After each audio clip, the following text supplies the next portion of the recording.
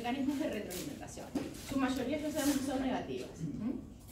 O sea que tenemos en la homeostasis reactiva mecanismos de retroalimentación o feedback. Y después tenemos la otra gran división de la homeostasis. La reactiva y la otra gran división, ¿cuál es? Predictiva. La homeostasis predictiva o anticipativa.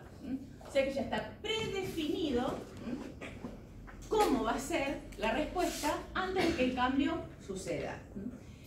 Prepara el organismo para el cambio. Obviamente que va a minimizar las posibles grandes amplitudes de cambio de ese parámetro. Y ustedes lo vieron sobre todo cuando estuvieron estudiando glucemia, los procesos digestivos, la regulación de los procesos digestivos. La fase cefálica principalmente es el típico ejemplo paradigmático de la homeostasis predictiva o anticipativa. Los mecanismos ya no son de retroalimentación, porque se anticipan. Por eso se llaman feed forward o prealimentación. Y hay otro mecanismo dentro de esta homeostasis anticipativa o predictiva. ¿Cuál es el otro gran mecanismo dentro de este subtipo de homeostasis?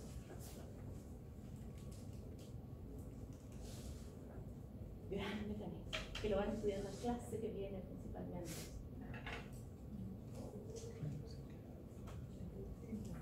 Los ritmos. Los ritmos circadianos. No es una prealimentación o feed forward, son patrones que ya están establecidos genéticamente. ¿Sí? Entonces es otro tipo de homeostasis justamente anticipativa, los mecanismos relacionados a los ritmos circadianos, que son los que vamos a ver de clase que viene. Bien, y entonces, sabemos que los sistemas biológicos tienden a mantener esa homeostasis por medio de estos mecanismos homeostáticos. Son todos los que vimos, ¿sí? Para mantener el estado estacionario, ¿se acuerdan? No estado de equilibrio, sino estado estacionario. Control y regulación, en algunos de esos parámetros existen tanto el control como la regulación, para mantenerlos dentro del rango normal. Entonces, tres cosas importantes siempre que vean, porque a veces dicen, como si ya hay uno, no, hay múltiples, son redes y están interconectados y son redundantes. ¿Sí? ¿Qué quiere decir? Que puede haber muchos mecanismos de control y regulación para un mismo parámetro. Eso quiere decir, y que en general están interconectados, ¿sí?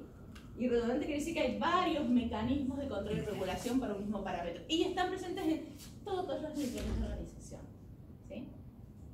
O sea que tienen que ir buscando este es el sistema, estos son los órganos en este tejido y este sensor a nivel molecular. ¿Sí? Eso quiere decir que en todos los niveles de organización, esto que no lo ven, ¿por qué se lo ponemos siempre? Porque es como una hojita de ruta. Porque lo pusimos en el segundo teórico, creo. Y después Selena se lo volvió a poner. Porque ahí están los principales parámetros del medio interno, ¿sí? Que son controlados y regulados. Hay que hacer una síntesis, ¿sí? ¿Cuál es el parámetro? ¿Sí? ¿Cuál es el rango normal? ¿Qué tipo de sensor o receptor capta esa señal? ¿Y cuáles son las estructuras que participan en ese mecanismo de control y regulación? Básicamente, esos son los que no pueden dejar de saber.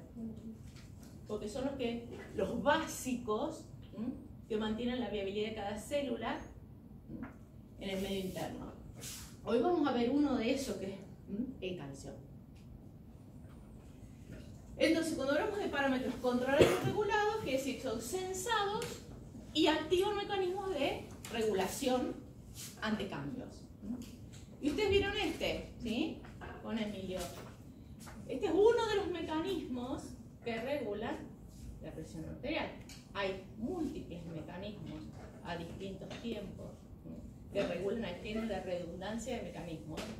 Será importante la presión arterial, que es altamente redundante. Muchos mecanismos controlan ese parámetro fisiológico. Acá que teníamos la presión arterial sensada por varoreceptores. Ya la palabra se los dice, varoreceptores sensan presión, ¿sí? Y a través de el centro de control y de distintos efectores modifican la frecuencia cardíaca o el volumen sistólico o la resistencia periférica para mantener la presión arterial. ¿Tá? Otro mecanismo, fíjense que acá que vieron con Selena, que es mantener la osmolaridad y el volumen del LED. Y en ese caso, ¿cuál es el sensor si mantenemos la osmolaridad? Los homorreceptores. ¿Sí? O sea que cuando ustedes identifican un parámetro, ¿qué buscan? El receptor o sensor que sensa ese parámetro. ¿Ah? Eso no quiere decir que al regular el volumen y la osmolaridad, ¿qué vamos a estar regulando indirectamente? La presión arterial. La presión arterial. ¿Se entiende? ¿Sí? Bien. Entonces, por eso decimos que están linkeados, están interrelacionados. Porque ustedes vieron, en el reflejo baroreceptor hay unas neuronas que ¿a dónde llegan? Al núcleo del tracto solitario en el bulbo. No, pero en la vía efectora. ¿A dónde? A los vasos. Por un lado, hay unas neuronitas que llegan al hipotálamo y hay otras neuronitas que llegan a la arteriola aferente renal. ¿Sí? Y es todo parte de la misma respuesta ante aumentos o disminuciones de la presión arterial. Y ahí tienen entonces dos mecanismos que están interrelacionados. ¿Ah? Por eso tienen que tener la visión completa. Bien. Y obviamente que tenemos parámetros que no están directamente sensados o regulados. Son parámetros. La frecuencia cardíaca es un parámetro. ¿Sí? Pero no hay un receptor que sense la cantidad de latidos por minuto. ¿Se entiende? Esa es la diferencia con presión arterial. Hay varoreceptores o hay quimioreceptores. ¿Sí? Hay receptores de depresión parcial de oxígeno, de depresión parcial de dióxido de carbono, pero no hay receptores de latido por minuto. ¿Sí? Esa es la gran diferencia. Es parte, su regulación es parte de un gran sistema que es el de regulación, control y regulación de la presión arterial. ¿Sí?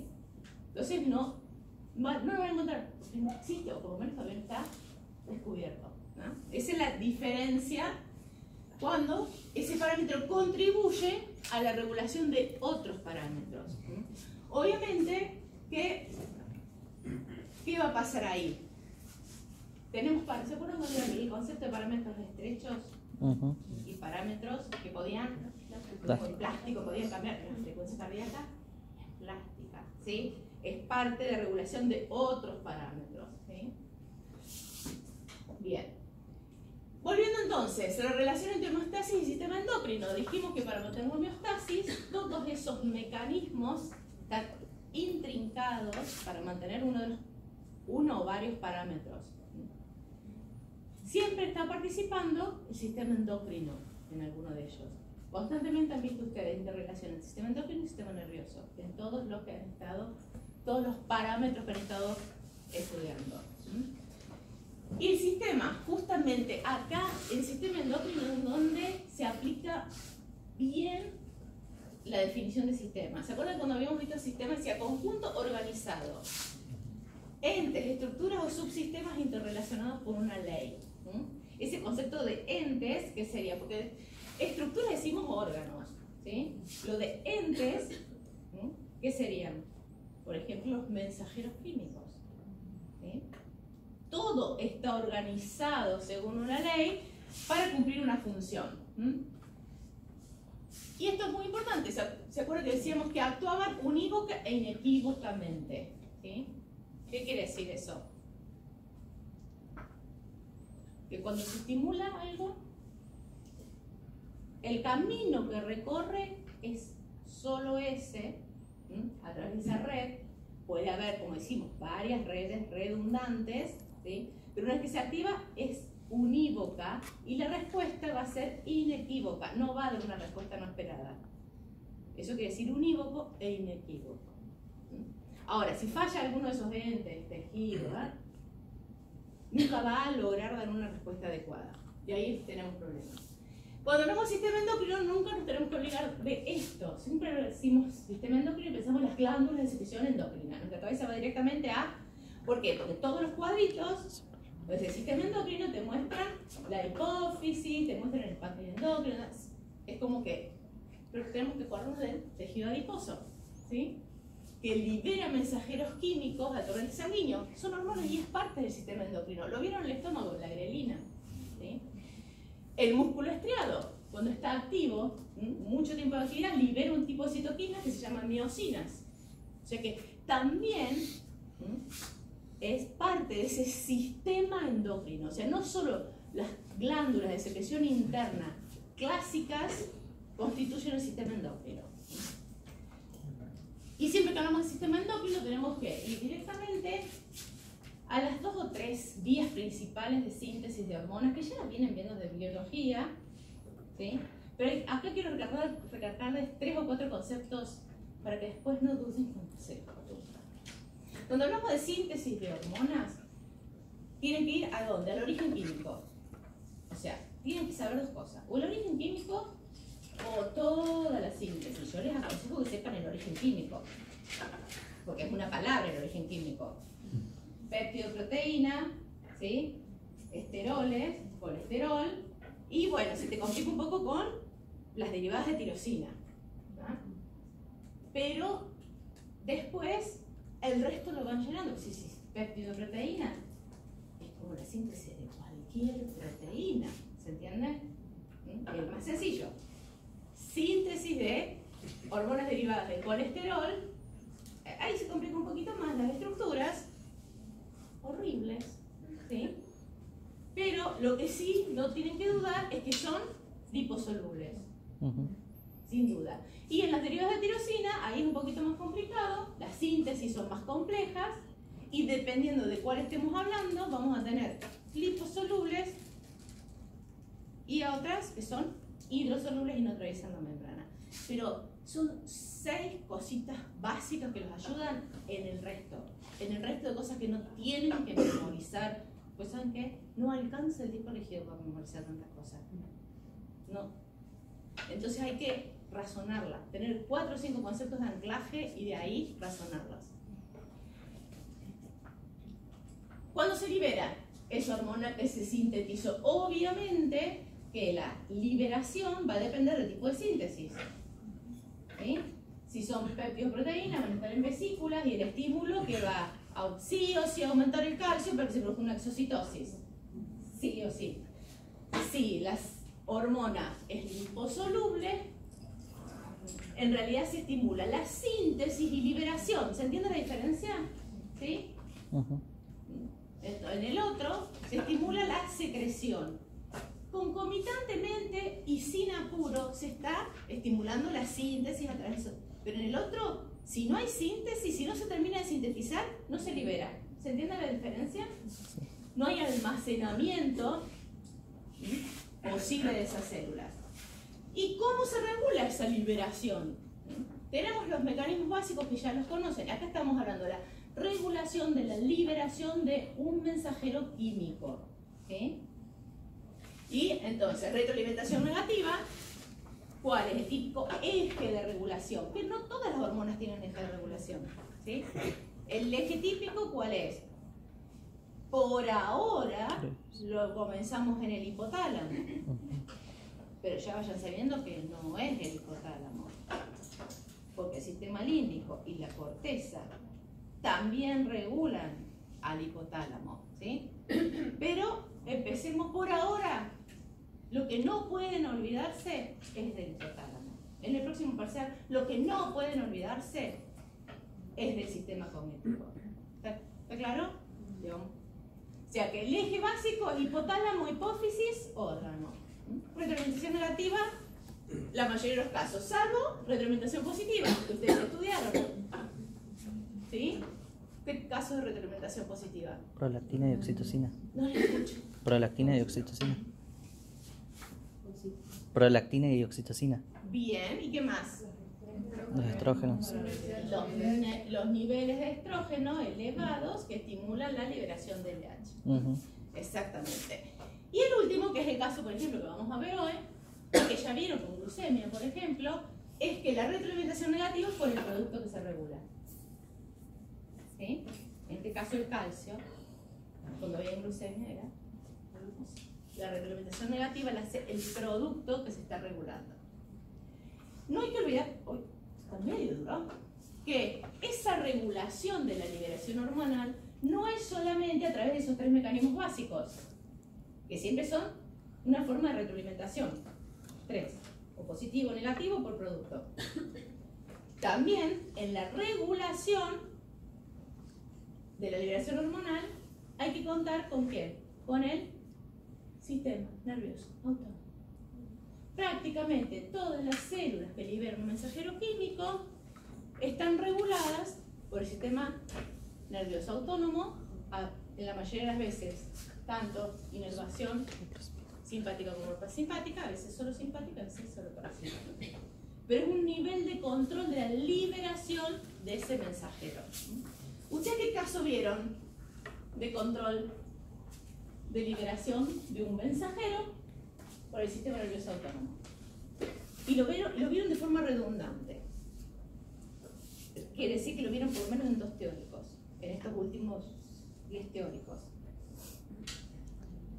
Las neuronas inhibidoras que inhibían en el hipotálamo. Piensen que es la regulación de la liberación de un mensajero por el sistema nervioso autónomo. ¿Está bien? Pues si adrenalina. Médula suprarrenal. Bien. Que se considera un ganglio. ¿Qué más? ¿Cuál dije, no? La adrenalina de la médula suprarrenal. ¿Qué más? Puede ser la ACTH que actúa a nivel del hipotálamo y inhibe la liberación de la ¿Qué diste toda la vuelta ya? liberadora. No, te diste toda la vuelta. Acetilcolina ¿La? ¿En dónde? No, porque estamos hablando de regulación de mensajeros, de la liberación de un mensajero. Antidiurética. A ver. por la estimulación del centro de placer. No. Piensen que tiene que llegar o acetilcolina o adrenalina. ¿Sistema nervioso parasimpático o simpático? ¿Cuál es el ejemplo paradigmático que reúne todos estos conceptos? Retroalimentación por producto, retroalimentación, regulación por sistema nervioso autónomo. La célula beta. Recuerden que cualquier célula no tiene solo un receptor, tiene muchos tipos de receptores que regulan su función. La célula beta, porque es un ejemplo paradigmático, porque además de explicar a través del producto cómo se regula, o sea, de la glucosa, cómo se regula la liberación de insulina, tiene receptores de acetilcolina y de adrenalina. ¿Y cuándo los vieron a esos? Regulación cefálica de la digestión, ¿sí? Por ejemplo, se libera acetilcolina, prealimentación, se comienza a liberar insulina antes que la glucosa postprandial aumente. ¿Sí? ¿Y por qué son importantes los receptores que median la acción del simpático, que inhiben la liberación de insulina? ¿Cuándo ustedes tienen identificada la principal acción del sistema nervioso simpático? Ejercicio, por ejemplo. ¿Qué estás necesitando en ejercicio? Mantener la glucemia. Asegurarse que durante todo el tiempo que usted esté realizando el ejercicio, la célula muscular, cada célula muscular, recibe el aporte adecuado de glucosa para poder contraerse con eficacia. Entonces, para asegurar eso, sistema nervioso simpático, o sea que en ese caso se está inhibiendo la liberación de insulina, porque si no sería contraproducente. ¿Sí? Fíjense que con razonar la situación, yo te puedo razonar lo que está haciendo el sistema nervioso simpático sobre esa célula beta. Pero lo que no pueden olvidar es que la célula beta tiene receptores. ¿Sí? Entonces ahí tienen un ejemplo fácil de entender que hay regulación del sistema nervioso. Y esta célula beta también es el típico ejemplo, que es la regulación de la liberación del mensajero, también es controlada, es regulada por otros mensajeros. Porque la célula beta, ¿qué vieron? ¿Quiénes más principalmente? El islote es el ejemplo paradigmático de qué. ¿Qué más se libera en el islote? Bien, ¿qué más? Y hay regulación paracrina entre ellas, ¿sí? Hay, o sea que son unos mensajeros que se liberan de forma cercana que regulan la liberación de insulina. O sea que, por eso, cuando piensan en la regulación de la liberación hormonal, tienen que pensar en todos estos ítems, a ver si hay alguno que les está faltando. ¿Está claro? Bien. Y obviamente, si ese mensajero químico es hormona, responde a algún patrón de liberación circadiana. ¿Sí? Que ya lo explicaremos en la clase que viene, cómo es que se generan esos patrones. Otro concepto importante a tener en cuenta es que vimos la regulación de la liberación. Se libera. ¿Cómo se transporta ese mensajero químico? Nuevamente volvemos al concepto básico. Si sé que es un péptido, una proteína, el mayor porcentaje se va a transportar libre. Hay algunos casos en que hay péptidos y proteínas que tienen a su vez que se unen a su vez a algunas proteínas plasmáticas. Pero se transportan en su mayoría libre. Obviamente, que como vieron en las hormonas tiroideas, sí o sí que tienen una proteína transportadora.